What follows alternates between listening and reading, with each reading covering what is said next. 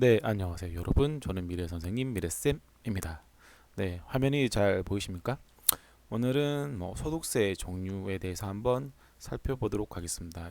이거를 살펴보는 이유는 우리들이 저 포함해서 여러분들이 이제 살아가는데 어떻게 노후 대비를 하고 노후 대비를 하기 위해서는 이제 소득이 있어야 되는데 그 소득을 다양화시켜야 되고 내가 일을 하지 않아도 돈이 들어올 수 있는 그런 파이프라인 같은 걸 갖춰야 된다는 걸 제가 말씀드리고 싶어서 이제 한번 제 생각을 말씀드리도록 하겠습니다. 저 또한 그렇고 대부분의 사람들이 솔직히 말하면 내가 자산이 굉장히 많다. 그러면 굳이 일을 할 필요는 없잖아요. 사람들이 일을 하고 회사에 가고 그렇게 경제적 활동을 하는 이유는 결론적으로 돈을 벌기 위해서이고 돈을 벌어서 좀 편안하게 삶의 질을 높게 편안하게 그렇게 살려는 목적이 제일 크다고 저는 생각하고 있습니다. 물론 이제 되게 파이팅 넘치거나 되게 자아실현 욕구가 그런 사람들은 사업을 게임처럼 생각하는 사람도 되게 많거든요. 사업을 일으켜서 내가 사람을 고용하고 사업템으로 시장을 확장하고 매출을 늘리고 그렇게 이제 뭔가 사회에 기여하는 그런 뭐랄까 게임 같이 이렇게 사업을 꾸려 나가는 그런 사람도 분명히 있어요. 가수 중에 박진영 같은 사람들이 그런 사람들을 이러더라고. 사업을 크게 벌려가지고 대단한 사람이라고 생각하고요. 근데 그런 사람들이 사실 어느 정도 재능은 타고 나야 된다고 저는 생각합니다. 일반적인 대부분의 사람들은 그러지 못하죠. 그래서 대부분의 사람들이 직장인을 많이 다니지 않습니까? 어떻게 보면 이제 예전부터 어르신들이 하는 말씀이 다 맞는 것 같아요. 그냥 자영업이고 사업이고 다 힘들고 너무 신경 쓸 것도 많고 막 그러니까 그냥 월급 따박따박 꾸준히 정기적으로 나오는 회사 들어가서 사는 게 최고다고 그런 말씀을 많이 하셨었는데 저도 많이 들었었는데 그 말이 100% 맞는 말은 아니지만 절대 틀린 말은 아닌 것 같아요. 그죠? 특히 요즘 같은 좀 코로나 때문에 좀 힘드신 분도 많고 그런데 지금 뭔가 좀 안정적인 그런 직업을 가지신 분들은 코로나에 그렇게 영향을 받지 않고 이렇게 월급을 다 꾸준하게 잘 받고 있는 그런 분들도 있기 때문에 앞으로도 코로나를 겪기 때문에 그렇게 좀 더 안정적인 환경에서의 회사에서 많이 일하는 걸 더 선호하지 않을까 그런 생각이 듭니다. 서론이 좀 길었는데 그래서 우리 평범한 일반 사람 같은 경우에는 미래를 대비하기 위해서 어떤 식으로 이게 소득 포트폴리오를 만들어야 될까 한번 제가 소득세를 보면서 한번 설명해 드리도록 하겠습니다. 이게 우리나라의 소득세의 종류입니다. 우리나라에는 일단 크게 봐서 이제 법인세, 소득세, 부가가치세, 지방세, 상증세 이렇게 되게 많은데 어쨌든 제 채널을 구독하시는 분들은 거의 다 이제 50대, 30대, 30대 분들이 많으신 것 같더라고요. 많은 것 같더라고요. 남성분들 특히. 그분들이 이제 지금 사회의 중추적인 역할을 담당하시고 또 이제 가장으로서 가족을 부양하시는 그들 많은 것 같아요. 그런 분들이 어떤 식으로 미래를 대비하고 있냐.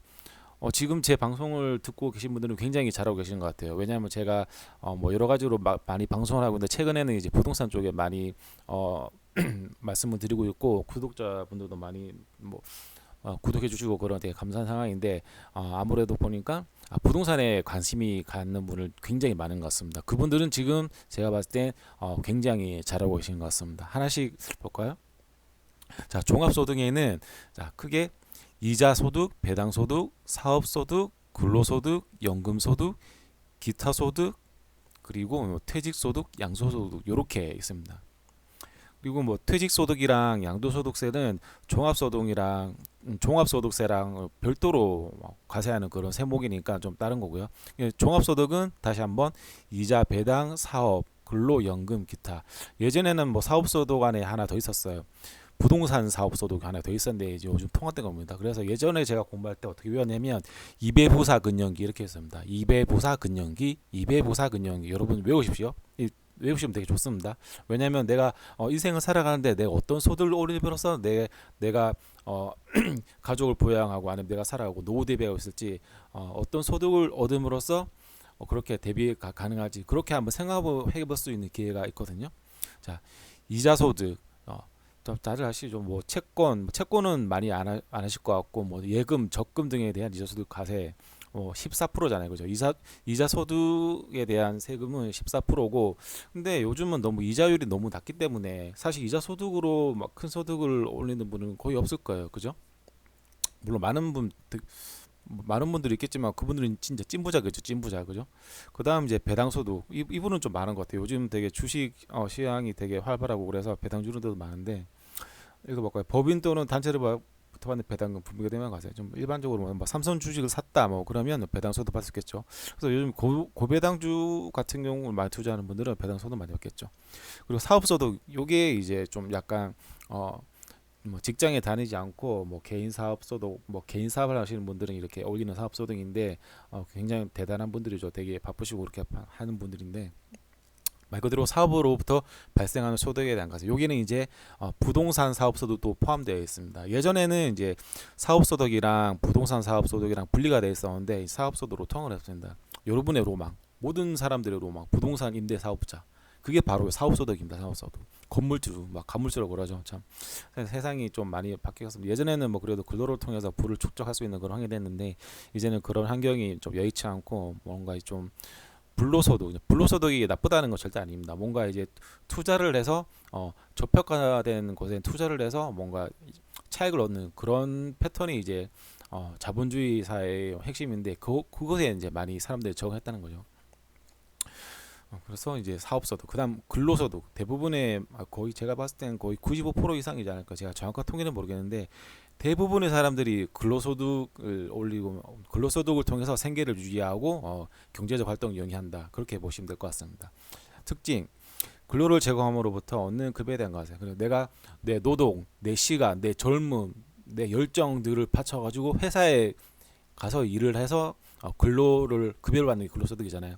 어떻게 보면 되게 우울한 거죠. 내 정말 나 20대 30대 피 같은 게 아니라 정말 그 빛나는 시기, 젊은 시기, 아름다운 그 시기를 이렇게 내 회사도 아니고 남의 회사에 가서 남을 위해, 사업주를 위해, 주주를 위해서 일해주고 돈을 받는 그 사실 이게는 되게 어떻게 보면 슬픈 사실인 것 같기도 해요. 제가 봤을 때 그 나이 때 얼마나 하고 싶은 게 많겠어요. 여행도 많이 가고 싶고 놀기도 싶고 항상 건강하고 그럴 텐데, 이제 나이 들고 그러면 이제 아파서 놀러도 못 다니거든요. 힘들어가지고 나이 들면 조금씩 아프더라고요. 그러니까 인간 근로소득이라는 게 대부분의 사람이 받긴 한데, 어떻게 보면 아이러니하게도 내 젊음을 되게 갈아 넣어서 내 젊음 희생해서 받고 있는 그런 소득이다. 그렇게 하지 않기 위해서 여러분들은 투자를 해야 된다는 겁니다. 투자를. 그 다음 읽어볼까요? 연금소득. 그렇죠. 연금소득은 이제 여러분들이 이제 은퇴를 하면, 국민연금 같은 경우에는 이제 65세부터 이제 수령을 받을 수 있는데, 뭐 또 연금소득에는 뭐 사적연금 있고 공적연금 있는데, 지금 이제 공적연금 같은 경우에는 이제 지금 이제 은퇴하신 분들은 이제 저희처럼 3, 40대 이런 분들이 연금을 이제 금융을 계속 내주기 때문에 재원이 충분하기 때문에 지금 은퇴하신 분들은 이제 연금을 잘 받고 계시는데, 저희 같은 3, 40대 뭐 이런 분들은 이제 나중에 65세 이상 됐다?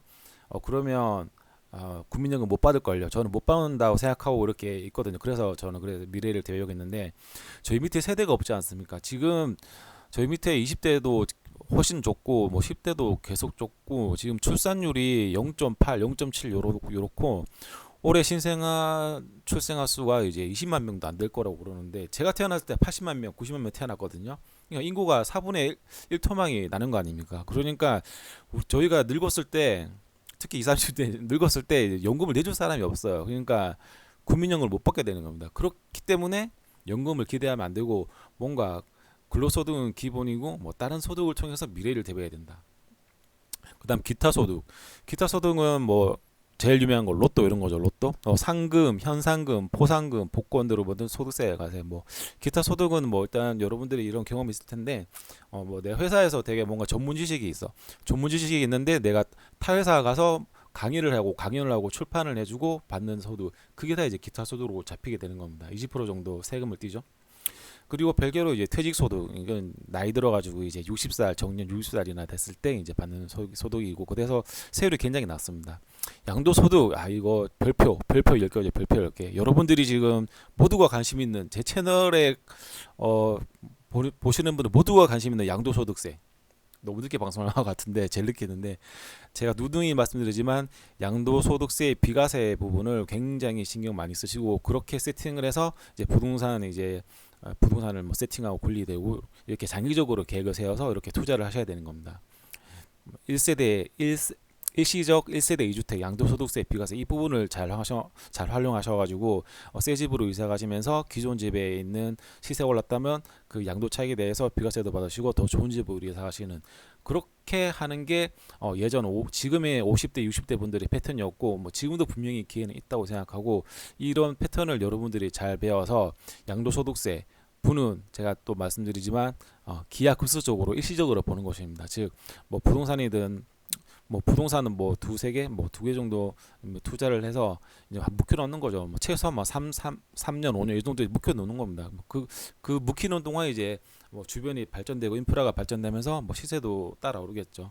그래서 그런 걸 생각하면서 장기적으로 미래를 한번 생각하면서 이렇게 투자를 하셔야 되는 겁니다. 이런 건 투기가 아닙니다. 미래를 대비하는 건전한 투자입니다.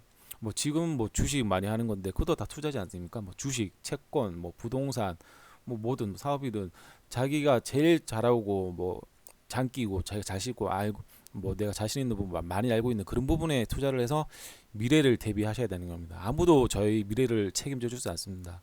제가 다시 한번 말씀드리지만 저희 같은 30, 40대 여러분들은 연금 소득 못 받습니다. 국민연금 못 받는다고 저는 뭐 생각하고요.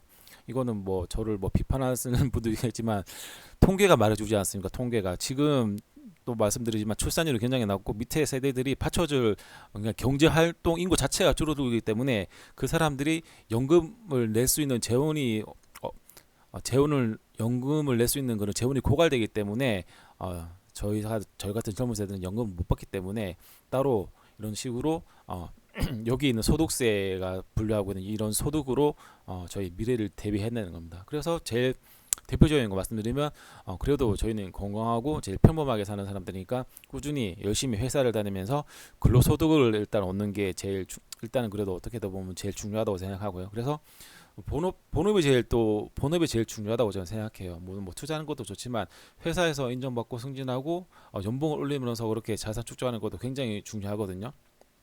그렇기 때문에 근로소득이 그다음 제일 중요하고 뭐 근로소득을 올리면 직장인 다니니까 사업소득을 할 수 없겠죠. 사업소득은 좀 힘들고 그 대신 내가 좀 투자를 잘해서 부동산 사업소득을 얻을 수 있겠죠. 그러니까 사업소득 안에 부동산 사업소득 괜찮을 것 같고 이자소득은 힘들고 주식하는 분들은 배당소득 좀 받을 것 같고 연금소득은 이제 나이 많아서 받으니까 안 되고 기타 소득 이런 것도 좀 괜찮겠네요. 여러분들이 회사를 다니면서 내가 정말 열심히 해서 야근도 하고 주말에도 일하고 내가 전문직을 쌓았어. 그렇게 되면 뭐 오라벨을 좀 깨지도록 내 스스로에 대한 발전은 분명히 있는 거거든요. 그렇게 전문직을 쌓으면 내가 안 해도 다른 외부에서 좀 강연해달라고 좀 글 좀 써달라고 요청이 옵니다.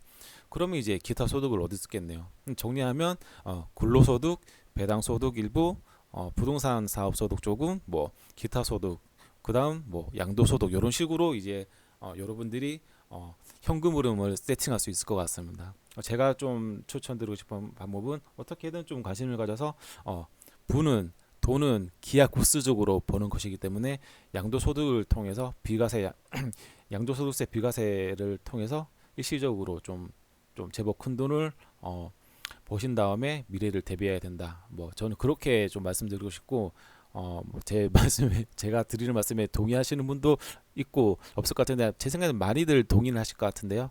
아무튼 뭐 잘 생각해 보시고 미래를 대비한 소득 포트폴리오를 한번 짜보시기 바랍니다.